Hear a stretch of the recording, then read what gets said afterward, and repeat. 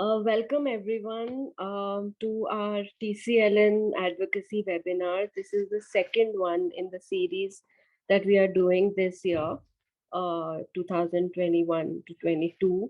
And it is an important theme that we are discussing today, which is of publishers and their role in access to books um, and free library movement. And today we have with us Urvashi Butalia, who will take us through the publishing landscape and discuss the how publishing and distribution works and what are the responsibilities and what are the some of the hurdles that um, publishers face when when giving books to say libraries, for example.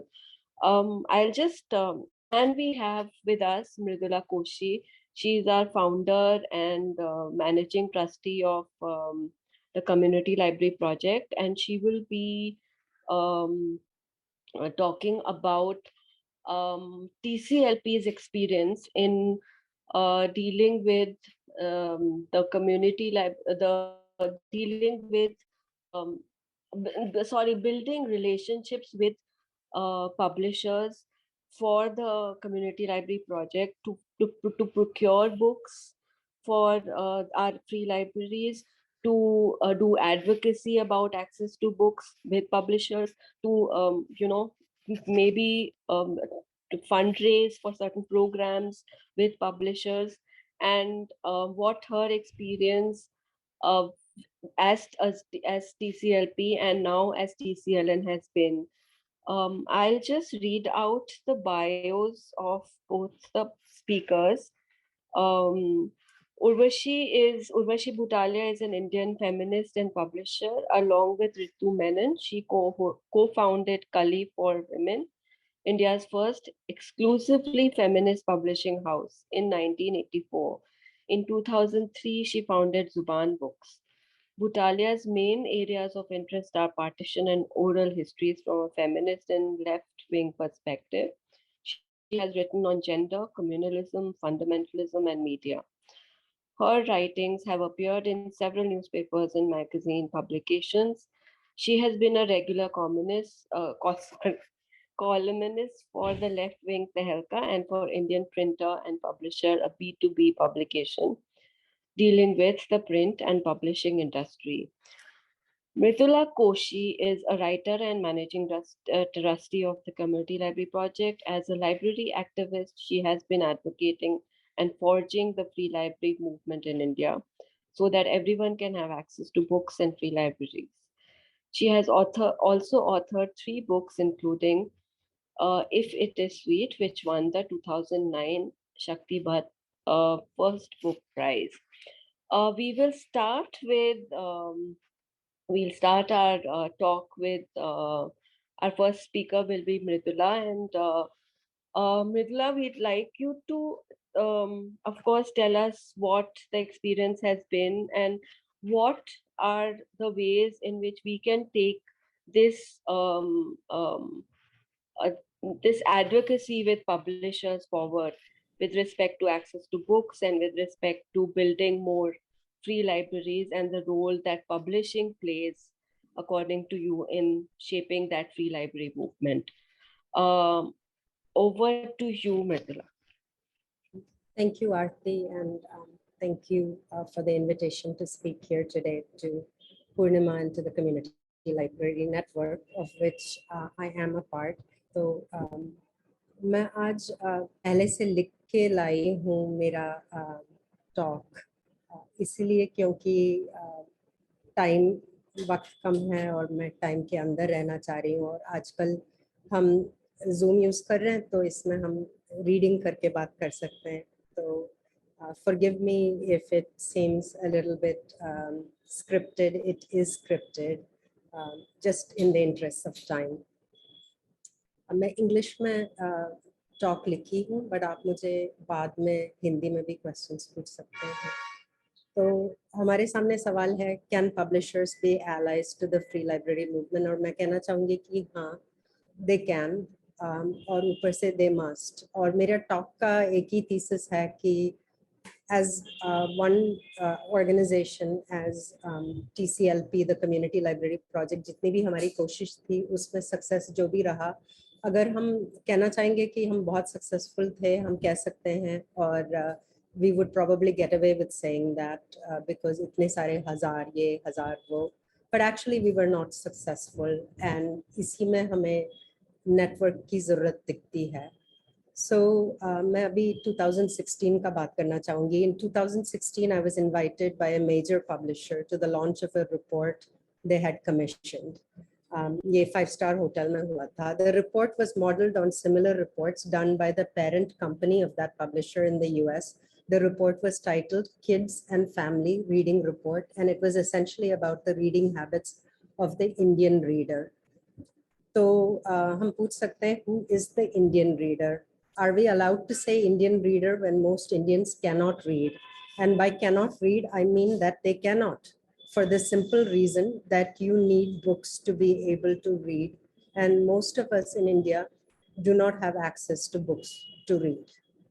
So इससे भी पहले 2016 से भी पहले काफी कुछ हुआ था. So let me back up a little bit. In 2009, so this is like 12 years ago, a couple of us volunteered to read to children in an NGO. And as is inevitable when the need is great, our effort to confine ourselves to something small, a bag of books, was completely doomed to fail. We would be forced to conclude that we either close up and get out or grow ourselves to meet the demand. We started by confining ourselves to 7 standard students and once a week read alouds. And since then and over the years, we have grown into a community library, one that you know as the Community Library Project. It is a free library. There are branches, so it is free libraries that are open to all. And yes, all people come, Indian people, people who don't read till they come into the library and begin reading because they now have books. People who don't have books till they borrow a book from the library and take it home. So by 2016, when I was at this conference, or not conference, sorry, inauguration of this report, I had had some years of experience, let's say around 6 years of experience in learning that if people are given books, they will read. The class 7 students that we tried to keep a tiny limited club going with them, they wanted more than one read aloud a week. They wanted books to take home. They wanted more books than could be contained in the bag in which we carried books to them. Then they wanted more books than the ones that could be contained in the almari we negotiated with the NGO to acquire. Then they wanted more books than could be held in the one room that we next negotiated to use. And that was a little school library that was created. Then they wanted more than once a week access to the books, library period at school. Then their friends joined in asking for books, and the 40 kids in that original club turned into 650 children in 1 year. And once a week meeting with children turned into 7 days a week. One branch turned into 4 branches. In the pandemic, we added a digital library. It's quite excellent. And today we're part of the network of libraries that is meeting here right now. If you give books to people to read, they will read, and they will ask for more books to read. So in 2016, I'm standing on the sidelines of this report launch, this report by this publisher, and listening to the speakers who included the regional head who had flown in from Japan. And this is a multinational company. Things were said that day. Something that I can semi-quote here. At one point, these lines. This document, referring to the report, delves into a vast array of areas with regard to reading among children and families in India. Some key areas of this study are Indian children's and parents' attitudes and behaviors toward reading for pleasure, significance of reading independently for fun at school, what impacts frequent reading, the importance of reading aloud to children of all ages, and the books children want most to read. Since we all recognize the struggles to keep kids engaged with reading in a world of distraction, this report gives some insight of how we all can be of help. So that's a little bit of what I heard that day at the launch at the 5-star hotel. Although I was an invited guest and scheduled to speak at the event, I realized the hollowness of my presence there. The report, it turned out, was written after surveying Tier 1 and Tier 2 cities and households with internet access. Though TCLP is in a major city, Delhi, most families in TCLP did not fit the other criteria for inclusion in the study. The study was not about or for TCLP members.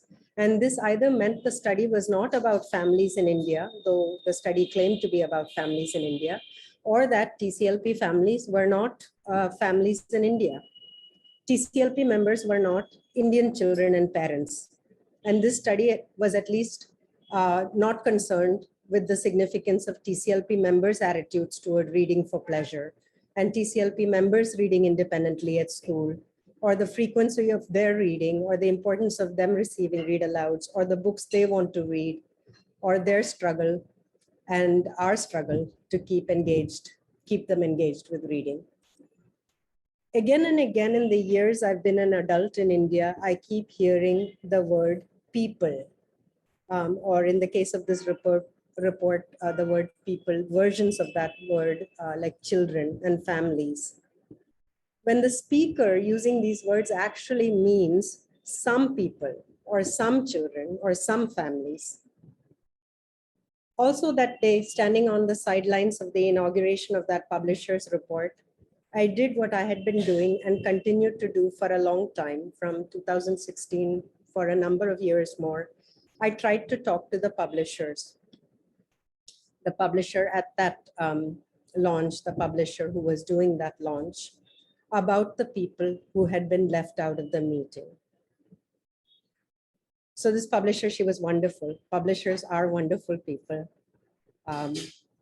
For one thing, they, like other people we know better in the library movement, are people who love reading and who want more people to read all the time. That day, on the sidelines of the launch of her report, the publisher agonized with me. She said, "We donate books every year." The regional head from Japan had just finished announcing that this publisher was going to move from donating 100,000 books a year to donating 250,000 books. On the sidelines, the publisher whispered to me that every year she donated books and she didn't know who the books reached, and she didn't know whether these books were the right books. If I had known that day what took me another 5 years to learn, I would have told her clearly that she needed us. And by us, I don't mean me or even TCLP, the Community Library Project, but rather this gathering of libraries, the Community Library Network, because it is we who know the children who need books. We know them personally, we know them daily, we know them in our libraries, we know them in their homes, where they read aloud to their younger siblings and to their parents. And it is we who know which books they need. The picture books that are not only set in India, but are also set in working class India, that are also written for Dalits to read about their own experiences, that are also written by girls and women, and that are also in all the languages of India. And we know our library members need the books set in Sweden as well, and that feature curly-haired cows and talking crows. A&A Books publishes these wonderful books from Sweden. Kajri Gai, very popular in TCLP library members' lives. We know our readers need law books, and books about refugee rights, and books about taking exams, and books that transport them within themselves and far from themselves. Our library members need all the books all people need, and they need some books that haven't yet been written and that they alone might be able to write, but for which they must first read. And because I didn't know publishing needed us, probably because we as TCLN didn't yet exist back in 2016, after that conference and for another 5 years, I kept approaching publishers as a supplicant or as a beggar. Bikhari bani main. and in a good cause. Can you please give us books, I begged. Can you please give us the right books? Can you please allow us to choose from the books you want to donate? Can you please pay for the transportation of the books? Can you please not send us damaged books? Can you please let us choose from your regional language list? Can you please send us writers? Can you please invite us to speak about reading in India? Can you please do an illustration workshop for our members? Can you please give us money? Can you please give us money? A couple of very quick stories here. A very kind publisher who donated hundreds and then thousands of books we were able to distribute to free libraries around the country did what a lot of other people had been reluctant to do. This publisher reached into her contact list and fired off emails to many other publishers, resulting in many publishers agreeing that free books should be given to the free libraries of TCLP, our branches, and that maybe yes to some other free libraries that TCLP knows. Subsequently, one of these publishers offered 35 titles by one author and told me that I could have as many as 500 copies of some of those titles, everything in stock essentially. I was desperate to say yes. It was actually for me a very exciting moment. I thought if only I could have the whole stock, eventually I'll find 500 libraries, but some kind of reason prevailed. And thinking we could distribute at least 60 copies of each of these titles, I said yes. That's 35 titles, 60 copies each, 2,100 books. When the books came, they were a solid 500 to 600 pages each. I've actually not seen paperback books this thick before. It's all of Wilbur Smith's writing that we got. Each book was 2 to 3 times the size of your normal paperback. I was the recipient in terms of volume of somewhere between 4,000 and 6,000 books, around 21 gigantic cartons. We filled a bedroom and struggled for the next months to clear them out to libraries around the country. And while yes, I knew 60 libraries around the country, including our own 4, no library wanted all 35 of the titles on offer, all written by one author. Most libraries are struggling for space. And that too, all books in English, each title over 500 pages in length. We're also struggling with readers who are just beginning with picture books, although they all eventually have the option in a free library to get to those 500-page books. Even TCLP libraries with their thousands of members only wanted 5 to 6 titles. Another story, there was the time a publisher offered to give us a title for each successful effort to amplify their publicity materials.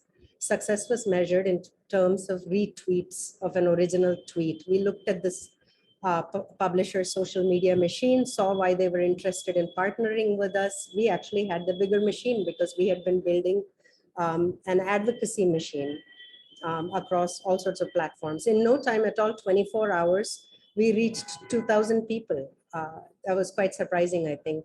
And that's 2,000 retweets. And the publisher kept their word and sent us 2,000 titles to be shared across the country. And here, everything fell apart. We had repeatedly said we would need to be able to choose which titles we could use. But when it came time to choose, we were not given a choice.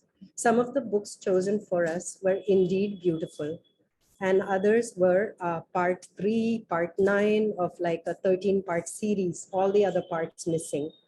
Other books donated were tattered, unusable, and others were like 129 copies of a single title. We didn't at that time know 129 reading spaces to which we could send the books, not to mention the cost of sending books to 129 addresses and so on. Between 2015 and 20, TCLP begged for and distributed well over 10,000 books around the country.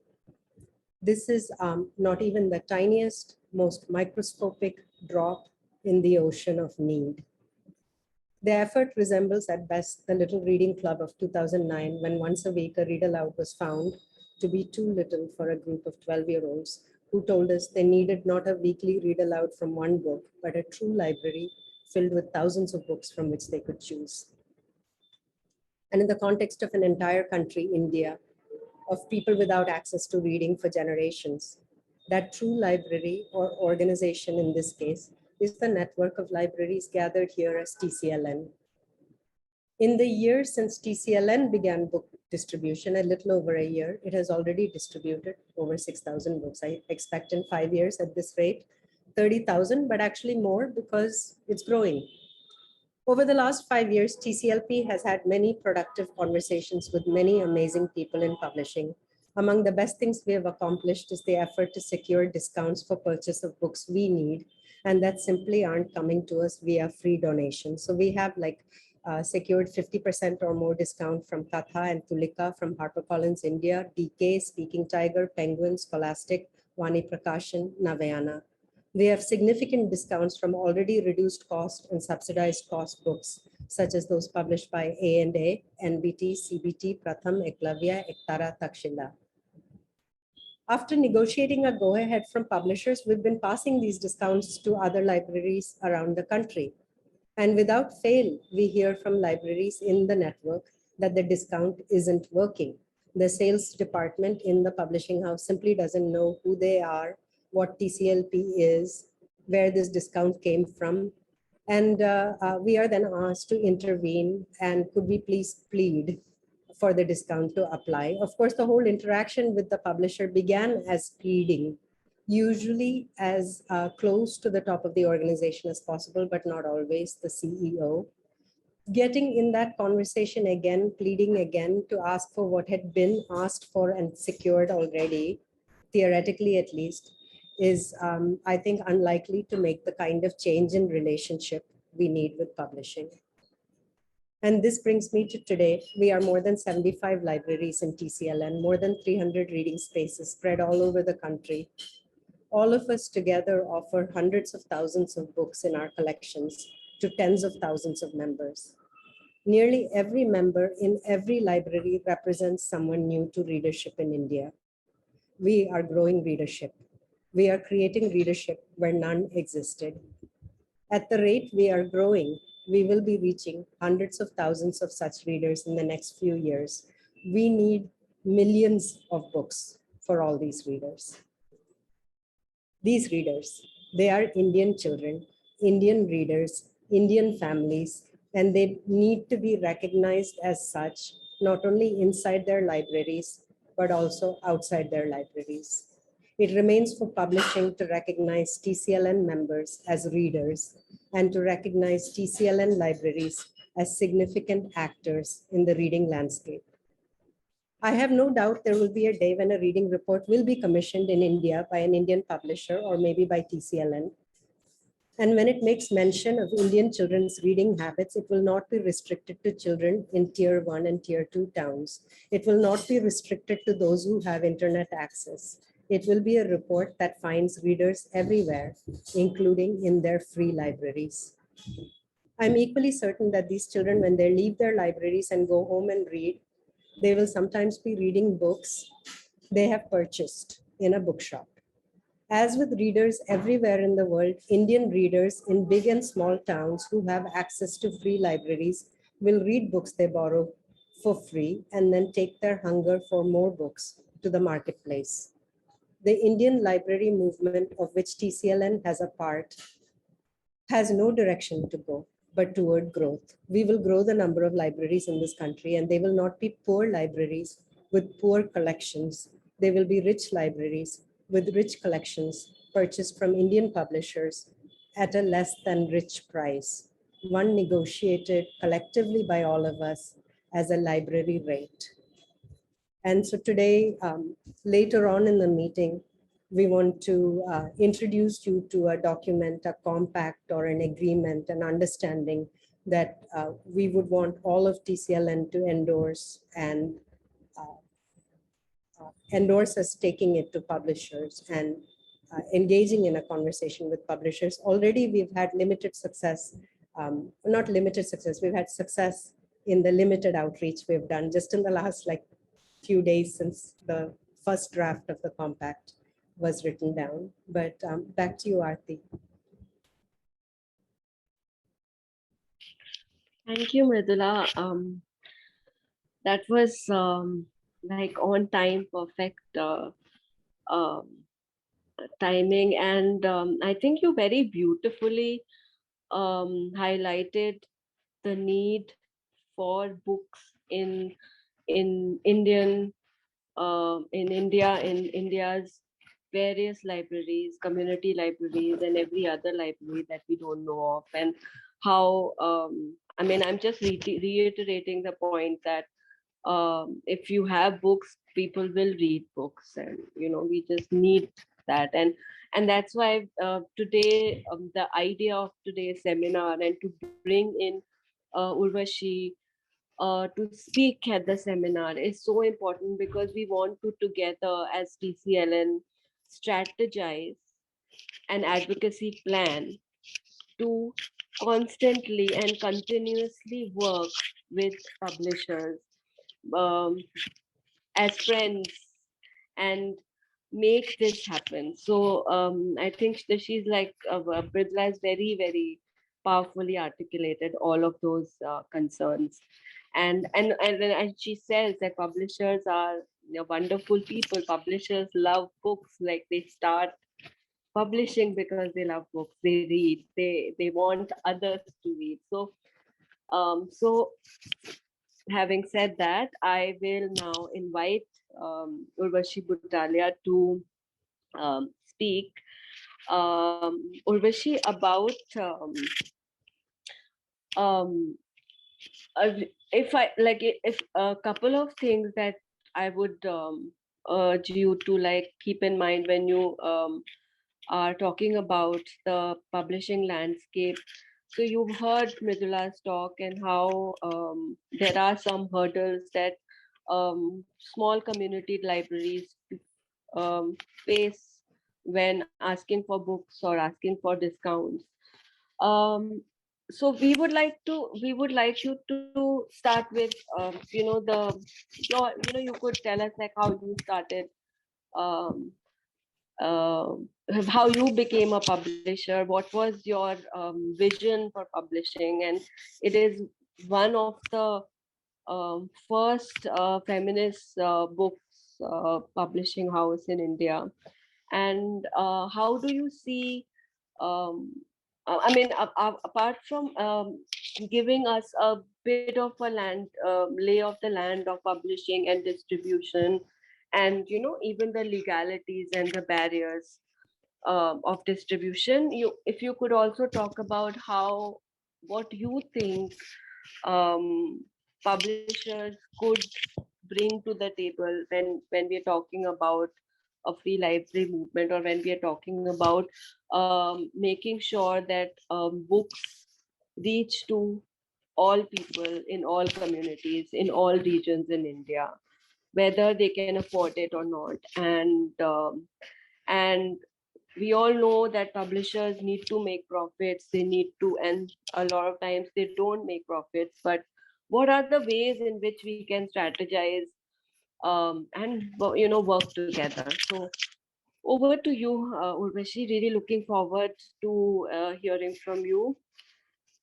Thanks, Arti. And thank you, Mridula, and the network and the libraries, and thank you all for being here. So, Mridula began with saying publishers can and must be involved with the library networks and the free library movement, and I'm in total agreement with that. But there are some constraints under which publishers work, and I'll talk a little bit about those and offer some suggestions of how perhaps you, as people involved in running or setting up free libraries, can actually get around those constraints and work with publishers to secure books for your libraries, and something that publishers should be willing to do. Arti said I should talk to you a little bit about how I came to set up the publishing house that we currently have. I'll just mention it in a few sentences, because otherwise might take too much time away from that, and the practical things that could be useful for us to look at as a community will then perhaps be lost. So our publishing house, now known as Zubaan, was originally called Kali, and it is now nearly 40 years old. It was set up in 1984. And the idea behind setting it up as the first feminist publishing house in India, and perhaps in maybe even in Asia, I'm not sure, was something that Mridula pointed to when she was talking about books and readers and the content of books and mentioning that books need to be inclusive and to take into account people on the margins in our societies, and not only be about mainstream, well-off, urban, Western educated people, but should also be about and by Dalit writers, about and by tribal writers, about and by women, about and by minorities, and people who are marginalized in different ways. So in the mid-80s, when the women's movement in India was very strong, I had been part of the movement and was now working professionally in a publishing house, but feeling very strongly the need for books about women, because those of us who were active in the movement and fighting on the streets for changes in women's lives were actually working in almost complete ignorance. We had no idea about the issues that we were confronting and where they came from, what their history was. And basically, when we tried to find out, there was really nothing we could read because there were no books at all, or hardly at all. So it was out of that very, very deeply felt need that I thought that I started looking at the profession I was in with a critical eye, and noticing the absence of women, not only in publishing, but also in the books that publishers published. And that's what led us to start our publishing house, to basically set right the balance. But of course, once you start looking at one form of marginalization, you then therefore it opens up the way to look at others. And over the years, we have unpacked this category, women, and looked not only at women as a homogeneous thing, which is completely wrong, but looked at women of different classes, women of different castes, women of different religions, women who are poor, women who are middle class, etc., and published books that address those issues. We are still bound by some of our limitations. And the major one of that is language, because we publish in English and we are based in Delhi. And you can't really call yourself a pan-Indian publisher if you're publishing in the elite language and being based in the capital city. So we have also tried to focus over the years on a lot of translation, both into and from other Indian languages. I refuse to call them regional languages. I call them Indian languages because they are as important as any other language.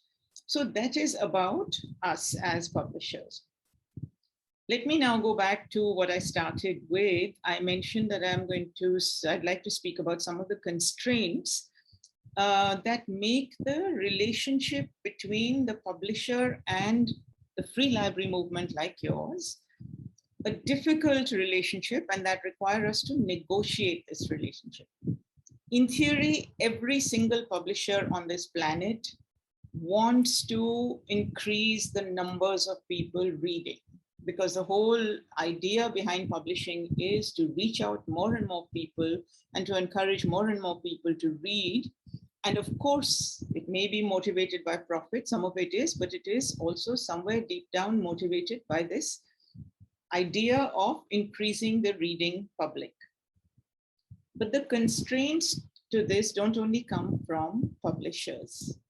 Let's say we're talking about children, because many of your libraries cater to children, and Mridula talked about children in our country. So let's be specific. Children in India are not supposed to read for pleasure.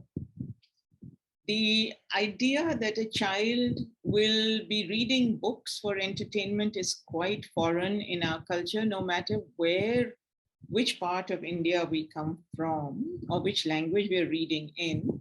And most parents, and indeed most elders, feel that time taken away to read a book for fun by a child is time taken away from studies. And therefore you will see that, with a few exceptions, like for example in Kerala or in Bengal or a little bit in the Hindi belt, publishing for children hasn't been really so strong and such a healthy industry, if you like, until recently. And publishers publishing for children have had to fight this thing with parents to get them to believe that it is good and interesting and useful and fun and educative and all of those things for children to read. So I think that constraint is one constraint. Then I think if you have this kind of situation, but you still have at the level of, let's say, the state, a state committed to developing the reading habit, a state that has the political will and believes that reading of all kinds improves the mind and that does not want to control what people read, then you have the beginnings of a winning combination. But for us, our state has, and I'm talking now about the Indian state in general, has never been interested in trying to promote reading at any level. In fact, they have been suspicious of it, and they've been worried that especially children, if they read the wrong, and within quotes, the wrong kind of thing, then they are going to learn the wrong kind of, they have the wrong kind of knowledge. Of course, there are exceptions. In Kerala is one exception where all kinds of books are read by children, and so also, as I mentioned, Bengal, so also Maharashtra, and there are others that I may not know about. And then there are publishers.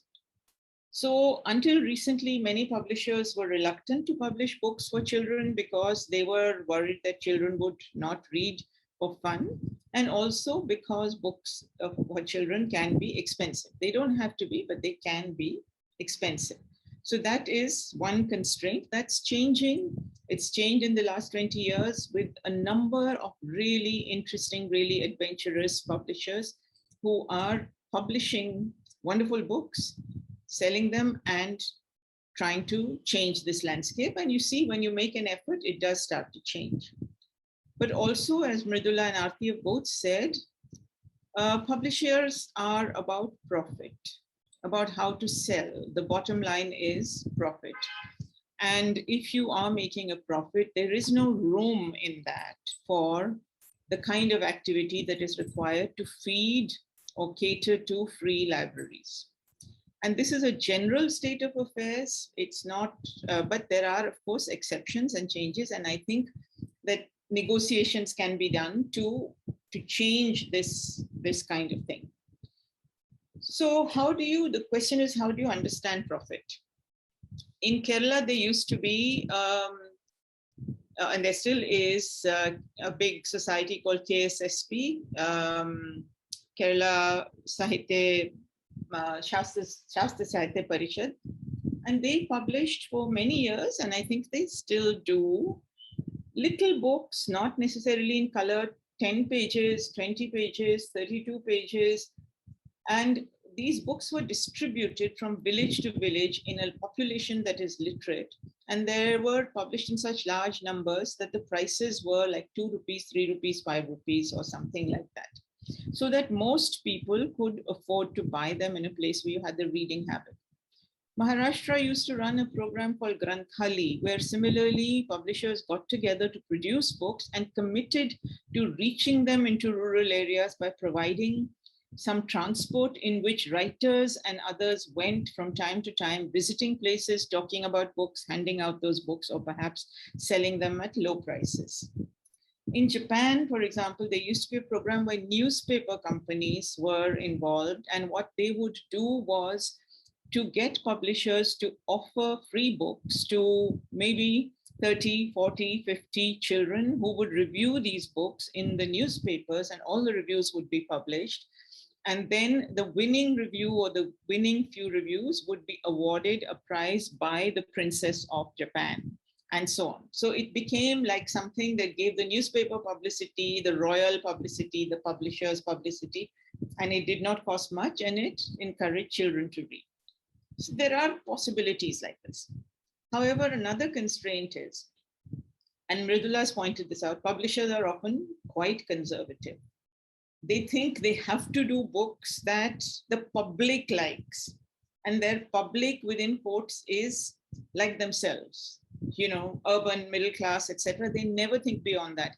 It's like newspapers saying, you know, we have lifestyle stories because people don't want to hear stories about poverty. It's like television saying that. It's a load of rubbish because they have never tried anything else. But when they try, and if they make those books available, then people do pick them up because people have a huge curiosity about things. And if books are available, and a book is still the cheapest medium, really, for people to pick up and read. Then there are other constraints. The distribution system in publishing. How do books get to the readers? So I, as a publisher, will publish a book, and you, as my readers, are at many steps removed from me. And because I'm a small publisher, I don't have the mechanism to reach you. So I have to go to a distributor, like other businesses have to go to a wholesaler. It's more or less the same thing. And to that distributor, wholesaler, and sometimes in publishing, this is divided into distributor and then wholesaler and then retailer. You give huge discounts and you sell the books on credit. You never get paid immediately. You sell them on credit and you might get paid after 4 months, 5 months. So the profit cycle is very slow.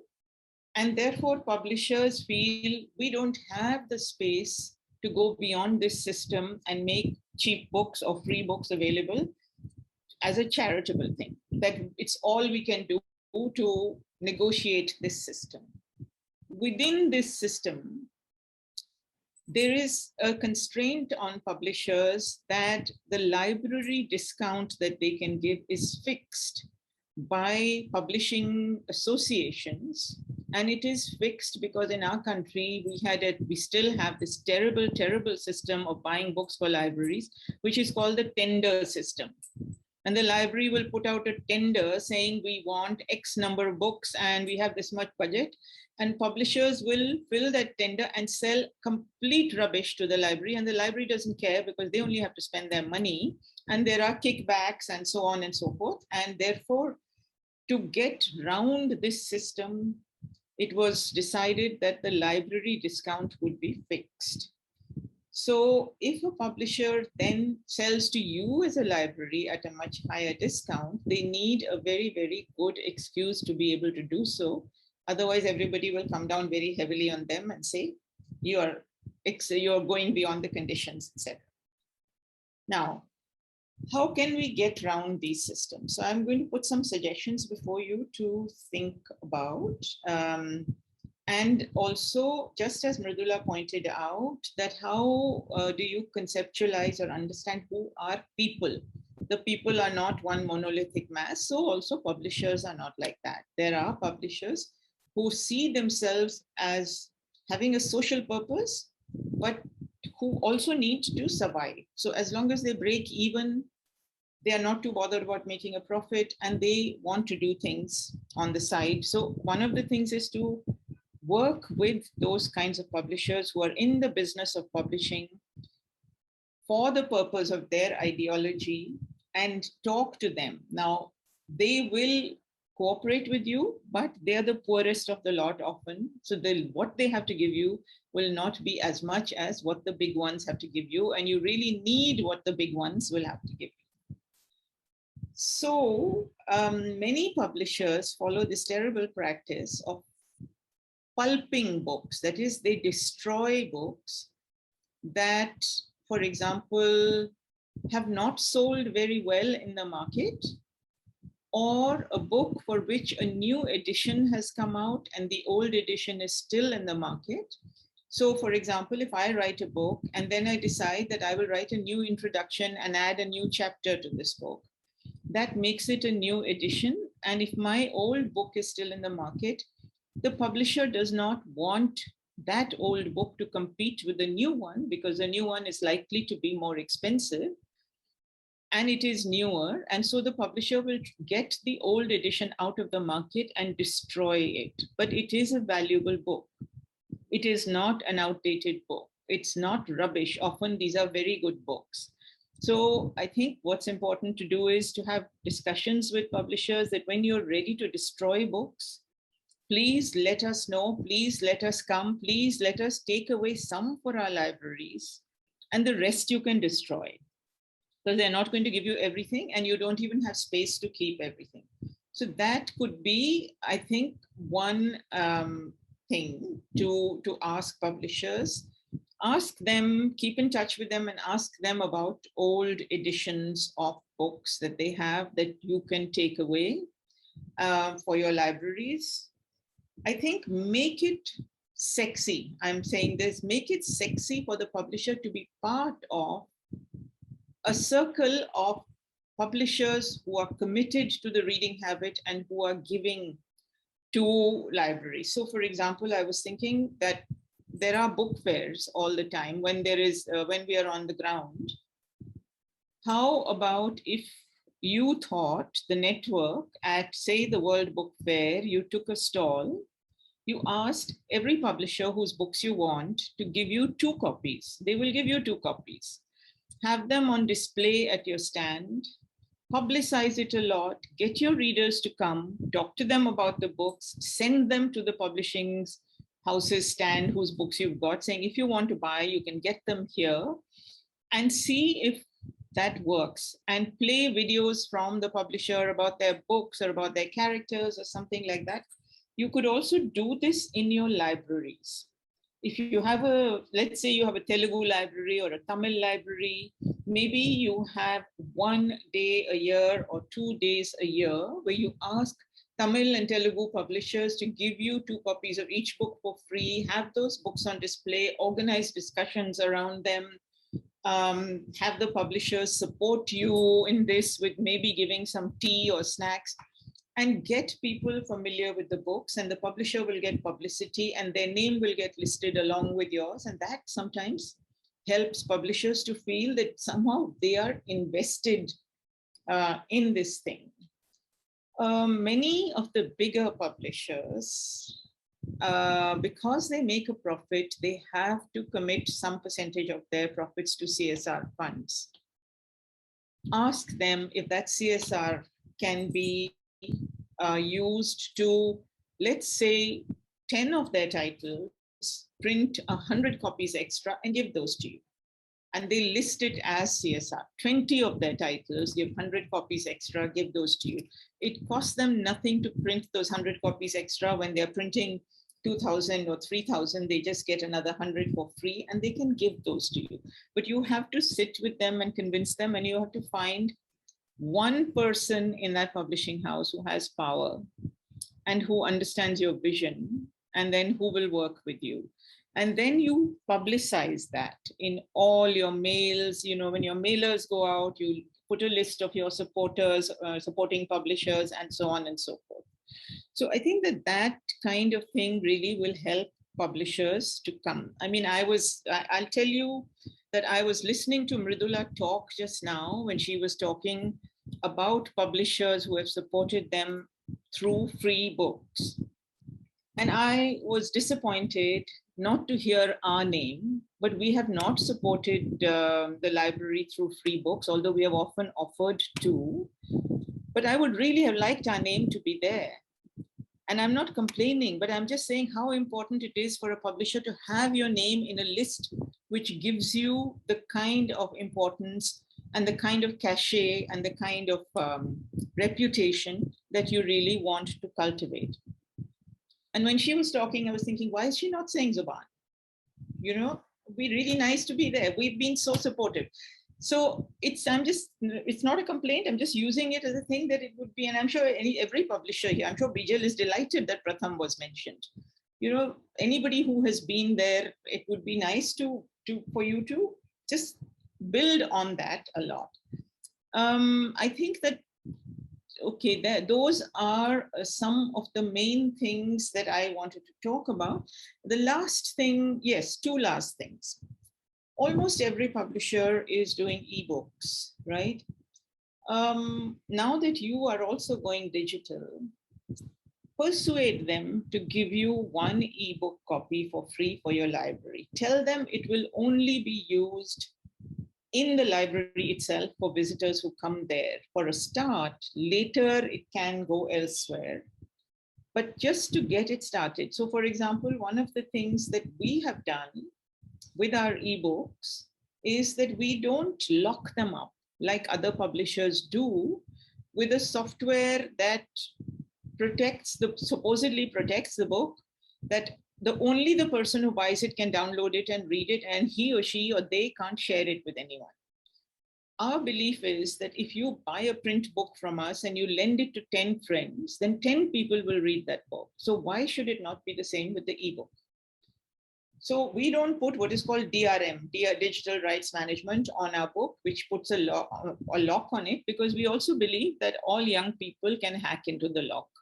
So why do that and pretend that your books are safe? But publishers would very likely be willing to give one free ebook to your libraries, or a limited number. Ask them, if it's not one free ebook of each book, give us 10 free ebooks a year. If you're publishing 200 books, you can do that. Persuade the authors, take the author route. Tell the author, we want your ebook for free on our thing. Can you persuade the publisher? In fact, you can persuade authors also for print books, because authors are so sympathetic to what you're doing and they want their books to be read. So ask them to tell the publishers to give you 2, 10, however many free books. And we would do it if our author said, I want these books to be sent to a library, cut it out of my royalties, then the publisher faces no loss, they will send it to you. So work with that as well. And finally, I wanted to mention the question of choice, which Mridula talked about, because you don't want to be seen as a dumping ground for every and any book that publishers want to throw out, because that too is something that will push you into a situation where you'll have lots of rubbish stock and you won't know what to do with. So I think you have to try and persuade publishers how important it is for you to have the choice. And if they don't listen, which they probably won't, try a halfway house. Try saying that, okay, half the books will be your choice and half will be ours. So work with the authors, compromise with the publishers on a halfway house, and see where you get. Some of these issues may help you to get books out of publishers. And I would say even go to the associations like this CII, like FICCI, like ASSOCHAM, and get them to organize discussions with publishers on how can publishers support free libraries. They have publishing committees, publishers are members, these are trade associations. The moment they actually give you a platform, the government notices, the publishers notice, and it may be worth to get onto those kind of platforms. Okay, I'll stop here. Maybe literature festivals is another place where you can talk about free libraries and seek donations. Ask the Jaipur Literature Festival to let you do a panel on free libraries. Ask other literary festivals to let you do that. Get eminent authors to come and speak. You have so many authors who are supporting you. Make it your panel. Try and get money from them. That may help. Okay, now over to all of you. Thank you, Urvashi, for that talk and about making those really valuable suggestions as to how to build a strategy towards engaging or having a ongoing dialogue with publishers. But one thing, maybe I will come to that in a bit, but what I also wanted to know is, like, what do you feel as a publisher, um, what could the publisher do on their own to sort of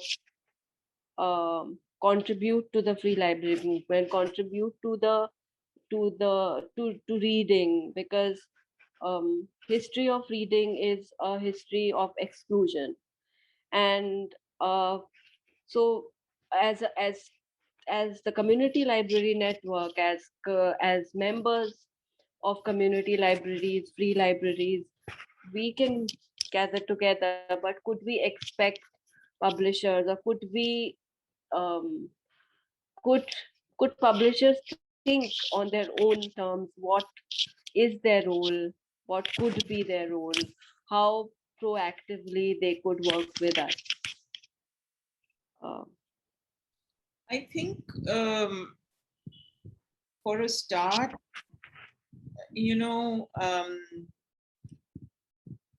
I think individual publishers can and will think and will be willing to engage with you on what they can do, think together with you. You would have to sit down with them because, for example, as if I'm to take my own example, as a publisher, I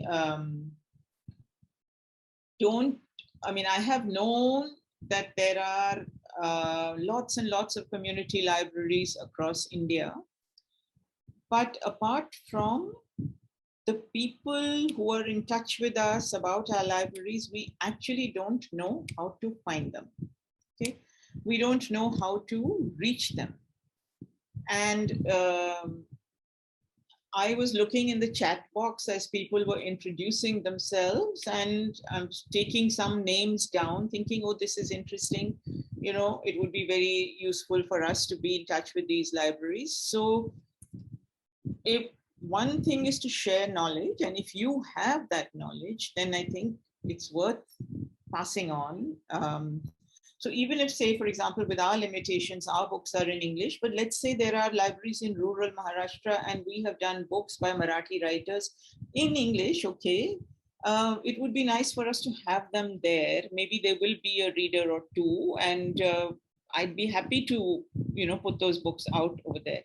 So I think publishers, one, they need to know, and you will find individual publishers who will be willing to go that extra mile. Publishers as a body together, I think that may be a little bit difficult because the different publishing bodies that exist, like the Federation of Indian Publishers or the Federation of Publishers and Booksellers or the Association of Indian Publishers and so on and so forth. I mean, I hate to say it, but those are basically guards of politics where a whole bunch of men just hold on to positions of power year on year, and it's to do with nothing except, I don't know. Anyway, it's not really, I don't think that they would be open enough to be doing anything like that, because the idea would not really speak to them. But smaller groups of publishers, yes. I mean, there is, for example, a group of publishers who have formed an association, informal thing called Publishers Exchange. They are Indian language publishers from across the country. And it would be really nice for you to speak to them. Of them, they, I'm sure, together can perhaps work out something between them, which would mean looking at books in Malayalam and Telugu and Tamil and Marathi and Assamese and Bengali and Hindi and so many other languages. So it has to be something, I think, that has to be specifically targeted to people. There are so many other examples of things that publishers can do, but I haven't known publishers to do any of these things. The small steps that they do take, I don't think they add up to that much, but.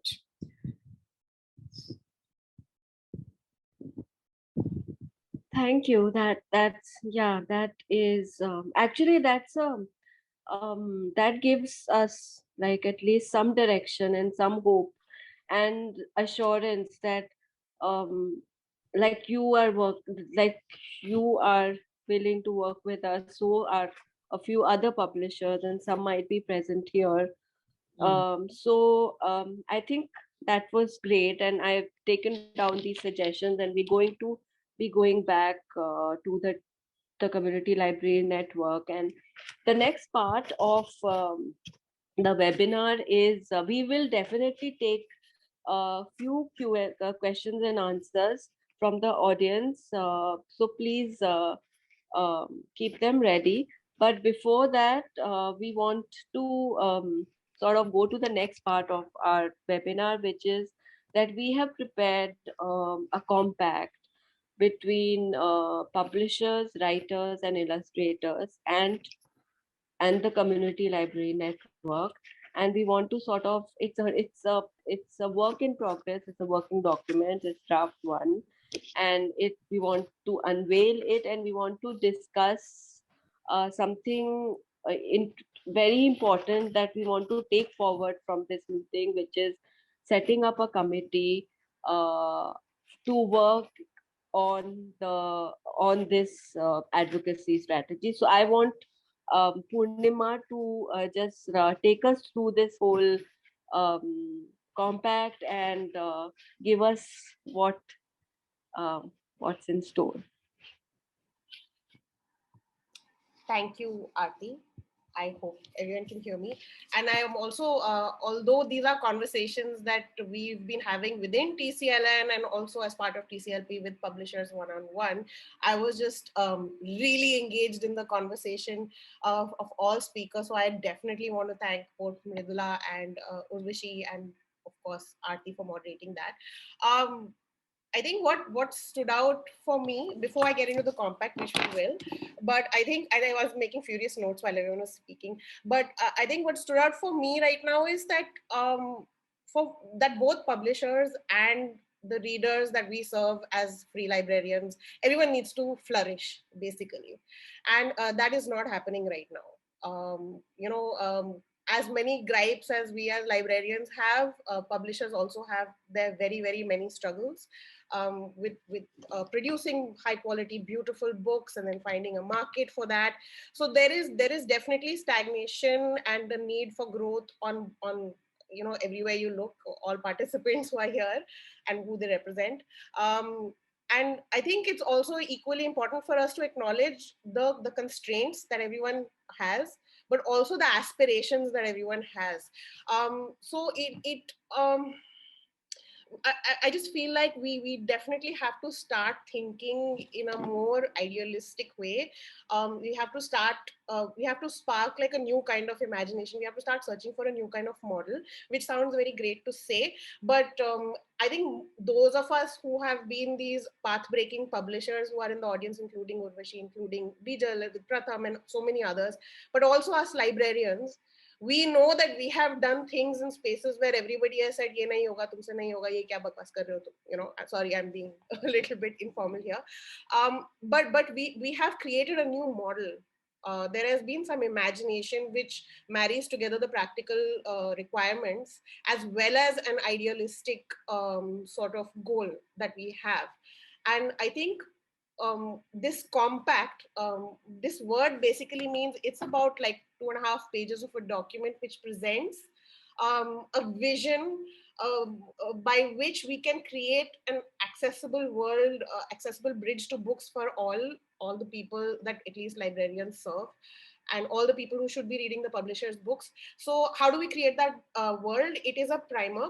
It sets down goals, it sets down visions, it also sets down certain concrete approaches and things that we can start thinking about. I will just do a screen share very soon with you. So it's a mix of that vision, and it's a mix of what direction we can start heading in.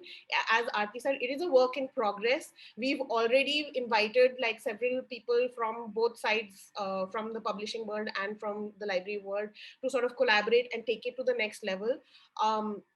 And I will be sharing this document with everybody in TCLN. And let me just share this document with you first, and then we can go into what the next steps, because we want this to be something actionable that we can then work on as TCLN. And I also want to say one last thing, that there are a lot of the reasons why people feel like reading for pleasure, there's no culture for it yet, and how there is a lack of government support and all the things that Urvashi spoke about. Actually, libraries are that tool. The work that all of us librarians in this group are doing is actually that. So we do need to be empowered, and we in turn need to show publishers that we are an army of readers. So publishers should also feel that confidence when they talk to us. All right, so I won't do like a reading through it, but I do want to share this. It is a compact, a primer, a first draft, whatever you want to call it, for publishers, writers, and illustrators, and really all stakeholders in this world that we all occupy, with specifically the Community Library Network and its members. So the initial part of the document is really like a manifesto. It talks about what is the need that all of us are trying to fill, whether it's a publisher or a librarian or a school teacher, which is to address all of the unacknowledged readers, to address the historic exclusion. So the first part is basically about that common goal in many ways, and it's sort of split up to define what that means for libraries and what that means for publishers. And if you read it, you'll figure out that we actually all have the same common goals. And then from this part onwards, therefore, we sort of start to chalk out what that might mean. And we've already gone back and forth a lot, but we need to go back and forth with all stakeholders a lot more. There are a series of pledges, which librarians, free librarians, such as the members of TCLN, can pledge. For example, to create hundreds and thousands of libraries that are free of cost to members, to welcome people to library membership irrespective of caste, class, creed, gender, and other divisions, to promote a pedagogy of reading for the pleasure of thinking. So very different from academic success, goal-oriented, that kind of mission only. To cultivate community ownership of libraries, essential. To document, assess, analyze, and improve upon practices that are successful at inviting non-readers and first-generation readers to readership. Again, something that all of us are invested in, I'm assuming. To maintain standards such as a high ratio of books to members that are consistent with standards set by international bodies that govern library practices. To develop high standards and library practices that are promoted across the subcontinent, so that libraries and library services are successful at attracting and retaining people in readership. So we have a vision beyond just setting up brick and mortar rooms with books on the shelves. The vision for TCLN, as TCLN defines libraries, is much broader. It's a sustained community collective reading effort. To promote writing alongside of reading, so that our literature is enriched by new and previously excluded voices, which a lot of publishers, some of whom are present here, are champions at. So again, similar goals. To advocate for an excellent public library system that serves all people with free of cost access to books and reading. These are some of the goals, and if any TCLN member feels you want to add to this or understand it more, please get in touch with us, always available. There are a series of pledges which we would love for the publishers, writers, and illustrators to also come on board for. To provide a list of free of cost books annually to the community library network, which will in turn distribute those books which are of relevance and in demand to member libraries. I think Urvashi gave us some great ideas, which we can definitely, as a collective work on. Provide libraries and TCLN with significant discounts on sticker price when TCLN purchases books in bulk. It is expected that publishers who are already providing low cost and subsidized books to the public will provide lower discounts. This is a piece which is evolving. We as librarians are also understanding what constrains publishers and what their needs are, and vice versa. Publishers are also working, we hope will work with us on this point. Very much a work in progress. Develop an industry standard for the discount or purchase price publishers offer free libraries. So basically a long-term vision for how publishers and free libraries will interact when it comes to acquisition of books, and distribution of books, which is very important. This industry standard should be driven by those who are willing to offer the greatest discount. This discount should be greater than that offered to other buyers. This industry standard can be governed by the understanding that free libraries are strategically significant partners in growing the market for books. Then provide TCLN and TCLN member libraries with funds or in-kind donation to operate book distribution, reading programs, and creative writing and illustration programs. Here, I would just like to say that without certain publishers, we would not be able to run any of the book distribution that we are doing in TCLN right now. And even through the lockdown, we have sent out approximately 6,000 books to libraries across the country. There's no way we could have done it if the publishers had not partnered with us on this. So complete kudos to everybody who got this. Donate their time and participate in Meet the Author events, writing, illustration, and other workshops. Again, publishers have been quite kind, and especially writers and illustrators in their own capacity have been very forthcoming. Stand with free libraries to advocate for free of cost access to books through the creation of an excellent public library system. Here I will just say that the partnership between publishers and libraries cannot be one of donation giver and donation taker only. We are not just beneficiaries, we are partners with publishers. We are helping them reach readers that they would struggle to reach on their own. Yes, right now we are not organized, we are small, but that's why TCLN was started. We are organizing ourselves. I have no doubt that the free library landscape is massive. It's just that we haven't started to organize ourselves much before this, at least I'm not aware. So yes, we have to go out for those CSR opportunities, and we have to go talk about what we can do for marketing and the branding of the publisher. But at the same time, the publisher has to also look at us in a more meaningful way. And I think that the compact will be a starting point for these dialogues to happen, because the thinking and the imagination has to shift. So this compact is written and designed in that spirit. It is by no means complete. And having said this, I will now say TCLN needs to build a committee, a small subcommittee, not a small, a big subcommittee of people who will be working on this. So we need somebody who understands the publishing world. We need representatives of the library world. We need translators who can translate these documents and other documents for all our members across India. We need a whole host of people to join this committee. So this is also an open call to everybody here in this meeting. If you're not a TCLN member, we can figure out how you can become a TCLN member. If you're a publisher, you can partner with us as a publisher. But we want to set about building this committee really soon. So please, please, please consider being part of it. It's very, very big work and exciting work. Yeah, so thank you. And Mridula, over to you. Hi. First of all, I just want to apologize to Urvashi for leaving Zubaan's name out. In some ways, it was a purposeful, but probably poor choice to make. It was purposeful in the sense that we wanted to make a grand announcement, which is that and it is still a grand announcement. We approached one publisher and one writer to agree to look at the compact, to give us feedback, and to sign it. And we approached those who we had confidence because of their long engagement in supporting our work.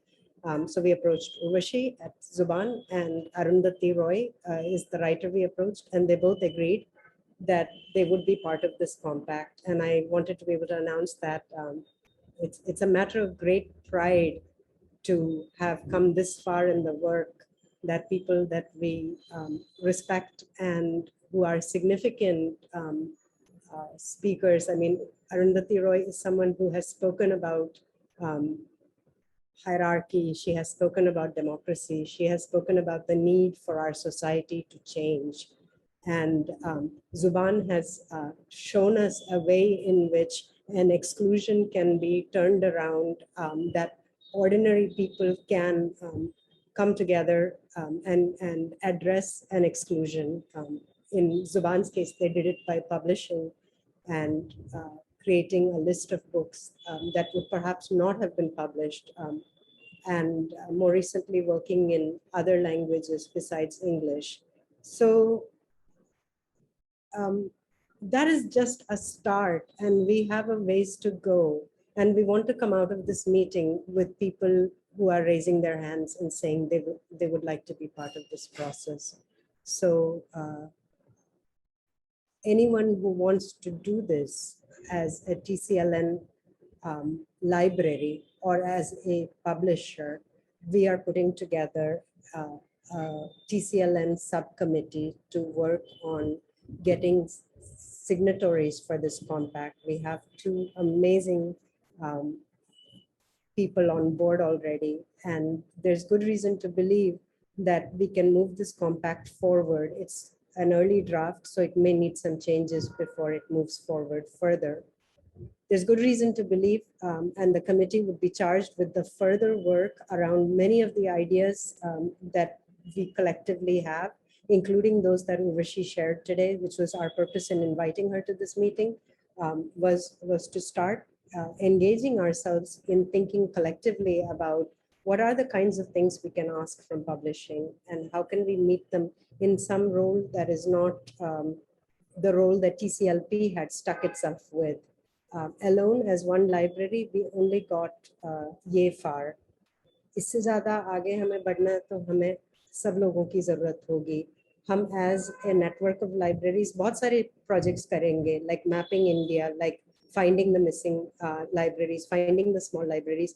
Like बहुत सारे small libraries में actually छोटे collections हैं और need बहुत बड़ा है. उनमें शायद read alouds नहीं हो रही है या बहुत पुराने आउटडेटेड इंफॉर्मेशन वाले किसी के डोनेटेड इंसाइक्लोपीडिया रखा गया है जो 1980s का है. तो स्टैंडर्ड्स भी हम लेके आ रहे हैं, उसका भी डिस्कशन होगा. बट साथ में साथ strategically a conversation with publishing is something that we really need to start now. And it can't be the conversation that TCLP was having, which was based on, I know X publisher and I'll go talk to them and then I'll ask them to please help, and lots and lots of please, please, please. And we could be having a different conversation. I see one hand up already. Yeah. My hand is up and I'm part of this committee. Kripa, question, are you volunteering for the committee? Hi, I have a point to make and I would just want to, it's just a quick point. Good evening, everybody. This is a wonderful discussion. I just want to, take forward what Urvashi mentioned earlier about how a book, a book passes down from the publisher to the distributor and then to the retailer. But what happens to a book once it reaches an individual reader? I don't think we have mapped, or rather we've written down an autobiography of a book as to what happens to a book after its shelf life is over. Once a child is finished reading the book, once the child has outgrown a certain book, what happens to the book? And that's where I have a point to make to publishers. If we can, in some way, perhaps, and this is my observation in the last couple of years, I've been associated with a few NGOs across the city in Bombay, helping them setting up.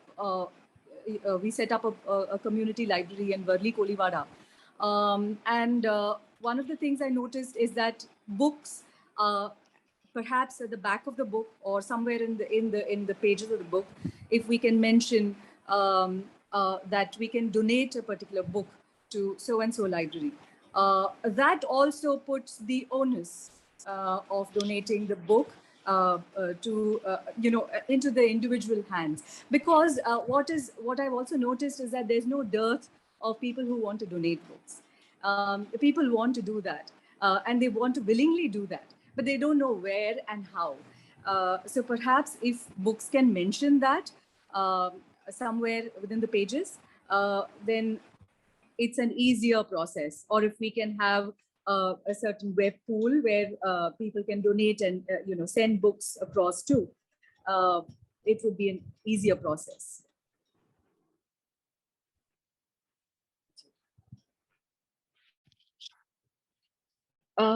Thanks for your comment. Urvashi, would you like to respond to that? Yeah, thanks, Arti. I think that's actually, thank you for that. I think it's a really interesting idea. I was thinking about it as you were talking and trying to visualize how it could be done. It'll take some doing, but it could be a really nice thing to do. So I'm going to work on it and talk to my colleagues and see maybe for the next few books that we publish, we might try something like that. And the nuts and bolts will have to be thought out. But I think it's an idea that could be really interesting.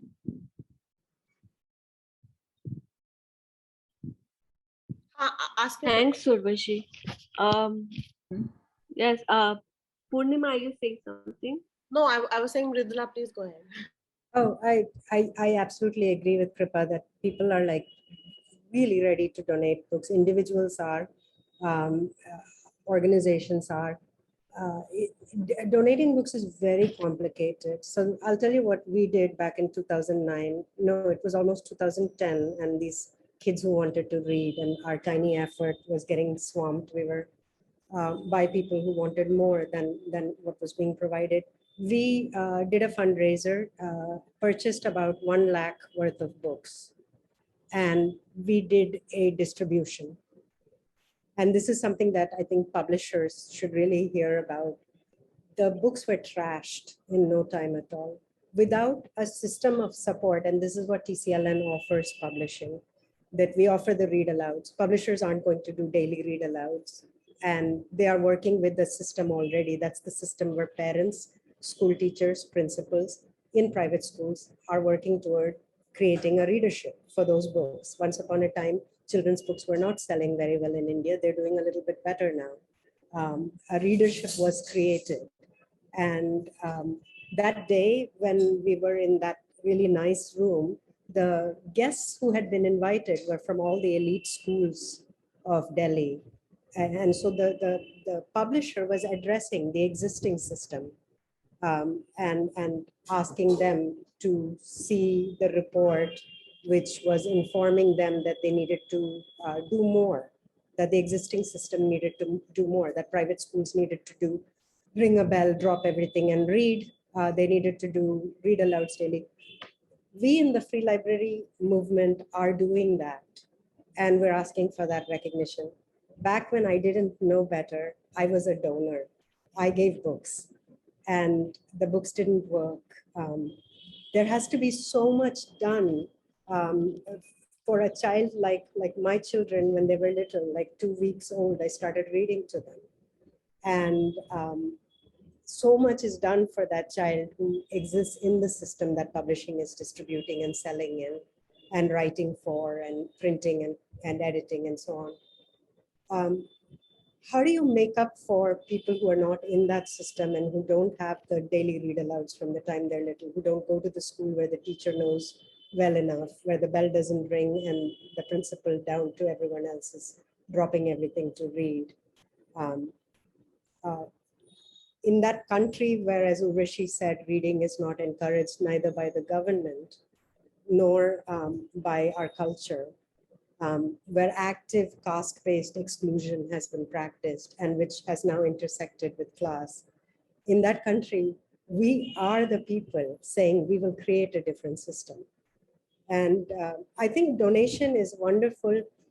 We spend all our energy in TCLP, A, creating systems that allow those donations to work, and then B, telling donors that they're sending us the wrong books, because they mostly are. I had so many funny stories to share today. I had the bookseller that wanted to do the Christmas thing, where they did the big sandwich board style Santa Claus in 7 major cities in India: Bangalore, Chennai, Delhi. At the Saket Select City Mall, there was a Santa Claus outside the bookstore, and it said, "Please give to the community library project." And very reluctantly, we agreed to that engagement. And at the end of that engagement, they got all the goodwill at Christmas time of being for some poor kids who need some, I think, shabby books. And I went to the Select City Mall because it's close to my house, and I looked in the bin and there were no books. And I went to the store manager and I said, maybe you should put some books in there as a suggestion. The store was offering a 10% discount to people who would bring in old books. At the end of whatever 3-week period or something, there was actually no books from the 7 major cities. I think maybe literally around 50, 55 books. And then the bookstore tried to tell me I had to pay for those books to come to me. I tried to tell them, you have to send us some new books to go with these books that you're sending us. And no, we can't pay for the transportation. It's a huge process. And in the end, there was a breakdown in communication. I know I sound hard-headed here, but some people in the movement have to be hard-headed and others will be more, I think, negotiators. And lots of creative people, I think we've just got such amazing ideas here today, will also play their role. I'm kind of holding the line. Mridula, may I just come in here with a little thing? You know, I was just thinking while you were talking, and you're absolutely right about that, but going back to Kripa's other idea, how about if, so for example, let me take our own example. How about if Zubaan was to put up on its website something like, and if you get selected publishers who say this publisher, Zubaan XYZ, supports the community library project and the community library network. When you're buying a copy of a book, if you would like to purchase 2 more copies and tick off the 2 libraries in this network to which you would want us to send those copies, maybe we can do that. So that could be something that might work. That way, you know, you're not, I understand the problem you're talking about, which is a different problem of, you know, getting rubbish or dumping or big donations. But something like this, that's why I was saying to Kripa that the nuts and bolts will have to be thought about. But you set me thinking as you were talking, something like this could be worked out, maybe. And I also think it also pained me, Urvashi, somewhere when you mentioned that so many books, you know, which are no longer required. If they are no longer required, even by libraries, what happens to them?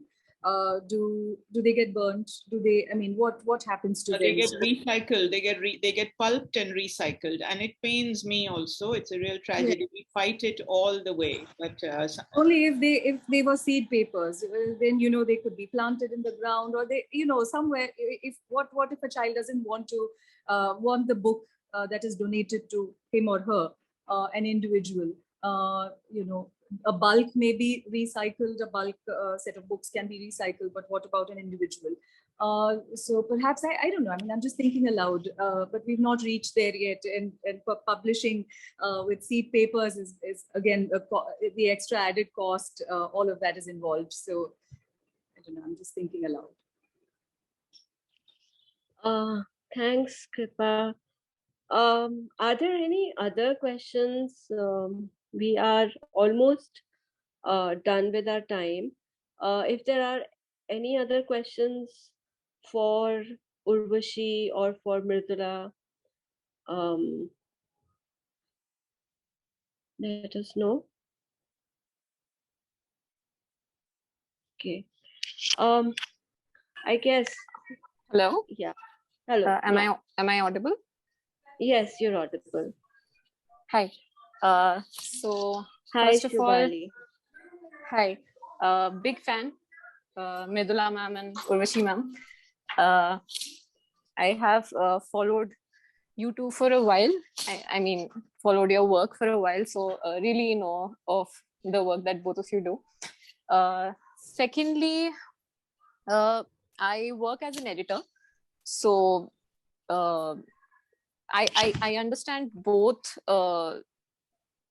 you know, both sides of the coin, that I understand what you guys as community library networks need to strengthen from publishers. But I also understand the publisher's point of view, where a lot of the times it gets restricted by looking at the profit or those kind of things. I mean, there are a different set of restrictions that publishers have. So I just had a few ideas. I wanted to bounce them off in case any of them works, because then I might try and see if we can put any of them in motion. So there is this one thing about, so Amazon does this. Amazon has this whole, it's basically making a particular cart that you want, and then other people paying for that cart. Am I audible? Because yeah, the wish list idea. Yeah, the wish list thing. So considering that mostly a lot of publishers have their books online as well on these platforms, I mean, it can, I mean, we can also like probably work up with any of these online retailers, because then this whole idea of fulfilling that wish list gives you the opportunity to put forward what you want, and gives us I think it's very transparent and direct that way also. And another thing after listening to the whole session, another thing I thought of was maybe there is this whole concept that works in the West where, it works in cafes mostly, where you pay for your coffee, but you also pay for the one, whoever buys the next one. So maybe a program like this, but I don't know how to work in the books that you would want in that. So like, I'm just trying to figure out how to bridge what you need with what, as a publishing house, I think we really need to bounce more such ideas, and this particular idea in all its permutations when we meet as a committee. And some of those ideas that Urvashi had, things we've never thought about, like how to deal with ebooks, how to ask for that extra 100 books, the legalities of how CSR works. Would that still allow a publisher to take the CSR tax break? The wish list idea is one. I remember years ago, Urvashi talking to you about this idea of like, if a Zubaan library could be donated by a donor. Essentially, Tulika has it, Pratham has it. Pratham has the donate a book platform. Tulika has it on their website where you can, and I have asked donors and they have done it. They have spent 5,000 is the entry point at Tulika. You can buy a 5,000 rupee library, you can buy a 25,000 rupee library, and then you as a donor are not giving the cash to the library in need. You are buying a library the library needs, and then the publisher is making a sale and it's going there. Pratham's Donate a Book platform, we have used it multiple times in our libraries, and we've gotten network libraries to use it multiple times. Sometimes a donor prefers to give a book rather than to give money. And if we can find a good match, I've done this many times now, like sort of coaxing the donor to see the publisher that we need and not the publisher they have in mind. Bansa Library is in the chat box saying that they are doing that 80% of their books comes through Amazon wishlist only. Because we still don't have FCRA and TCLP, some of our Amazon wishlist purchases are done by people from abroad, and then they come to us, and those guys have more money to spend, and so they'll buy like 1,000 rupee book. So we have those hardcover science books, from DK. That people from abroad have sent through the wish list. The wish list is a great idea. It allows that perfect balance of being able to choose between the different parties engaged in that interaction. Right. Okay. Great. Thanks, Shubali, and thanks, Mridula, for replying to her question. If I think we're kind of running out of time, so I would just like to quickly, recap. I think what we have achieved today is I hope we have a better understanding of the needs of TCLN, a network that works with free community libraries, the lay of the land of publishers and their needs and their and how we can work with publishers through our talks, through our speakers, Mridula and Urvashi. What we take forward from here is that we have a compact, and we will send it to the network members, and we would want them to sign it. We will send it to writers, publishers and illustrators. We already have Urvashi and Arundhati Roy as they have endorsed the compact.